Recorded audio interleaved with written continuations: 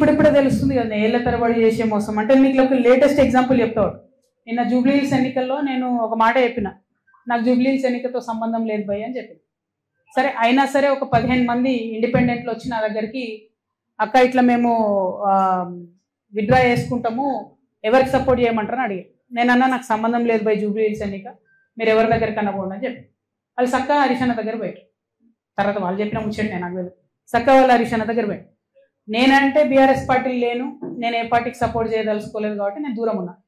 హరీష్ రావు కూడా అదే ఆన్సర్ చెప్పారట, మీ ఇష్టంపై ఎవరికైనా వేసుకోరు అన్నారట. అంతకన్నా ముందేం చేసిరు హరీష్ రావు గారు అంటే బీఆర్ఎస్కి మోసం చేసినట్టే కదా.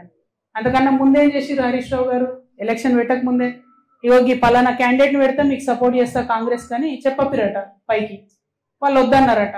అన్నాక ఈయన సైలెంట్ అయిపోయి. అంటే గమ్మత్ ఏముంటుంది హరీష్ రావు గారిది అంటే తెలియడానికి టైం పడుతుంది. ఎందుకంటే ఇవాళ వారి అన్ఫార్చునేట్ వారి తండ్రి గారు చనిపోయినారు. అయితే వారు లోపల ఉన్నారు ఇంట్లో. అక్కడి నుంచి కూడా ఎలక్షన్ అవుతున్న సమయంలో టెలికాన్ఫరెన్స్లు అవి పెట్టి మాట్లాడారు. అప్పుడు హరీష్ రావు గారి భజన పరులంతా ఏం బిల్డప్ ఇచ్చిరు, హరీష్ అన్న ఇంత కష్టంలో కూడా పార్టీ కోసం నిలబడి టెలికాన్ఫరెన్స్ పెడుతున్నారు అన్నారు.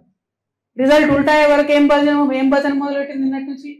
హరీష్ అన్న లేకపోయా, హరీష్ అన్న ఉంటే అసలు ఇక ఒక్క సీటు కానీ వేసి ఉంటే హరీష్ అన్న జూబ్లీహిల్స్ గెలుస్తుంటే మన లెవెల్లో మళ్ళీ పెడుతున్నారు. అంటే వెంటనే తప్పించుకోవడం, అప్పటి వరకు మోసం చేయడం, ఇది హరీష్ రావు గారి నైజం. సో ఇంటి దొంగని ఈశ్వరుడైన పట్టలేడు అన్నట్టు చాలా టైం పట్టింది.